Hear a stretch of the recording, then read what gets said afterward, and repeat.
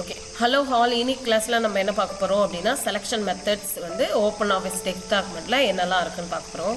So நான் already வந்து open ஆஃபீஸில் டெக்ஸ்ட் டாக்குமெண்ட்டில் ஒரு ஸ்டோரி வந்து நான் காப்பி பேஸ்ட் பண்ணி வச்சுருக்கேன். இங்கே பாருங்கள், இது title of the story. So title of the story select பண்ணி ஃபாண்ட் சைஸ் வந்து நான் சேஞ்ச் பண்ணிக்க போகிறேன். ஏன்னா டைட்டில் ஆஃப் த ஸ்டோரி ரொம்பவே பெருசாக இருக்கணும் இல்லையா டைட்டிலு. ஸோ அந்த மாதிரி. ஸோ அதனால் உங்களுக்கு பிடிச்ச மாதிரியான சைஸஸை நீங்கள் ரீசைஸ் பண்ணி அலைன் பண்ணிக்கலாம். அடுத்து இது வந்து டைட்டில் எப்பயுமே வந்து ஒரு மாதிரி சென்டர் பாயிண்டில் தான் இருக்கணும். ஸோ அதனால் அலைன் சென்டர் நான் கொடுத்துக்கிறேன். இங்கே பாருங்கள், டூல்ஸ் பாரில் அலைன் சென்டர்ட் அப்படிங்கிற ஆப்ஷனை கிளிக் பண்ணிங்கன்னா உங்களுக்கு அலைன் ஆகும். இது எல்லாமே எப்போ நடக்கும்னா, நம்ம அந்த வேர்டை எந்த சேஞ்சஸை எதை பண்ணணும் அதுக்கான செலக்ட் பண்ணதுக்கப்புறம் தான் பண்ண முடியும். அடுத்து இங்கே பாருங்கள், ஓவரால் ஸ்டோரி, இது moral of the story. Moral of the ஸ்டோரியும் ஒரு மாதிரி சப்டைட்டில்ஸ், அதனால் அதையும் நான் செலக்ட் பண்ணுறேன். எப்படி செலக்ட் பண்ணேன்னா, இங்கே பாருங்கள், கர்சர் இங்கே கிளிக் பண்ணிவிட்டு பிளிங்க் ஆகும்போது கிளிக் அண்ட் ட்ராக் பண்ணி செலக்ட் பண்ணிட்டு அதோட சைஸுமே நான் இங்கே ஃபாண்ட்டு சைஸில் இங்கே பாருங்கள், ஃபாண்ட் சைஸில் சைஸை வந்து நான் ரீசைஸ் பண்ணிக்கிறேன்.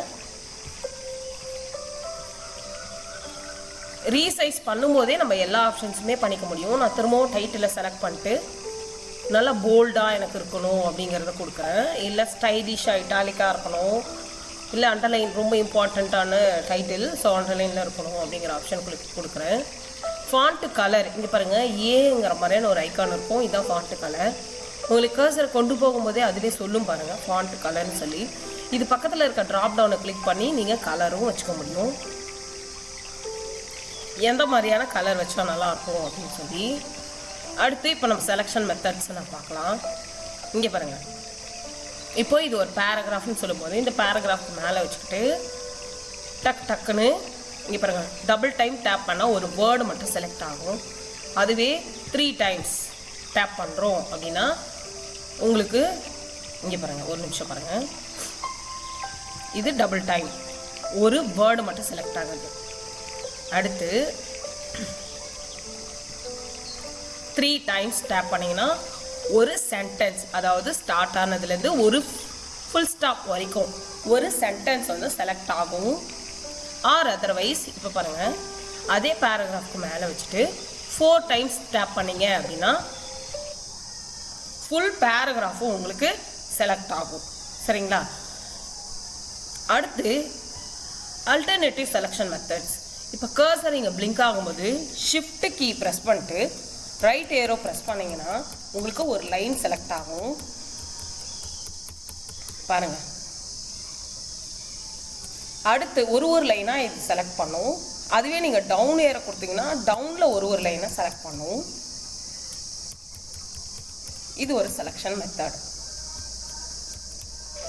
அடுத்து வேற ஒரு செலெக்ஷன் மெத்தட் அப்படின்னா, ஓவராலாக எனக்கு எல்லா டெக்ஸ்ட்டுமே ஒரே கீழே நான் செலக்ட் பண்ணோம் அப்படின்னா கண்ட்ரோல் ஏ கொடுத்தீங்கன்னா ஓவரால் இருக்கிற எல்லா டெக்ஸ்ட்டுமே ஃபுல்லாக செலக்ட் ஆகிடும்.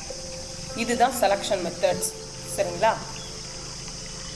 ஸோ டெக்ஸ்ட் டாக்குமெண்ட்டில் இந்த மாதிரி செலெக்ஷன் மெத்தட்ஸை யூஸ் பண்ணலாம். இது நமக்கு எங்கே யூஸ் ஆகும்னா, இங்கே பாருங்கள், பர்டிகுலராக ஒரு பேராகிராஃப் மட்டும் செலக்ட் பண்ணி அதை அலைன் பண்ணுறதுக்கு நமக்கு யூஸ் ஆகும். ஆர் அதர்வைஸ் அதுக்கு நம்ம கலர் பண்ணவும் யூஸ் ஆகும், ஃபாண்ட்டு கலர் பண்ணவும் யூஸ் ஆகும்.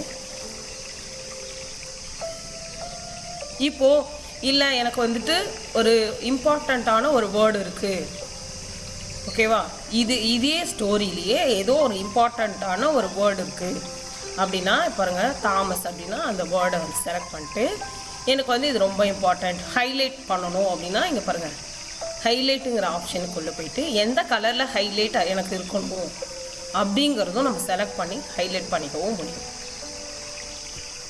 இங்கே பாருங்கள், ஸோ ஹைலைட், இந்த ட்ராப் டவுனை கிளிக் பண்ணி ஹைலைட்டை கொடுத்துக்கிறேன்.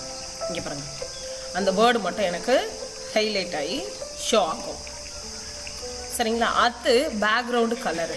இப்போ இதுக்கே வந்து பேக்ரவுண்டில் நான் கலர் பண்ணணும் அப்படின்னா பேக்ரவுண்டு அதாவது ஒரு பேக்ரவுண்டுக்கு கலர் பண்ணணும்னா இப்போ பாருங்கள், நான் இந்த பேராகிராஃப் ஃபுல்லாக செலக்ட் பண்ணிக்கிறேன். 4 டைம்ஸ் கிளிக் பண்ணணும்னா என்ன ஆகும், பேராகிராஃப் ஃபுல்லாக செலக்ட் ஆகிடும். இப்போ நான் பேக்ரவுண்ட் கலர் செலக்ட் பண்ணி அதுக்கு என்ன பேக்ரவுண்ட் கலர் கொடுக்கணும்னு நினைக்கிறோம் அந்த கலர் கொடுக்குறேன். ஸோ அந்த பேராகிராஃப் ஏரியாவுக்கு கலர் ஆகும்.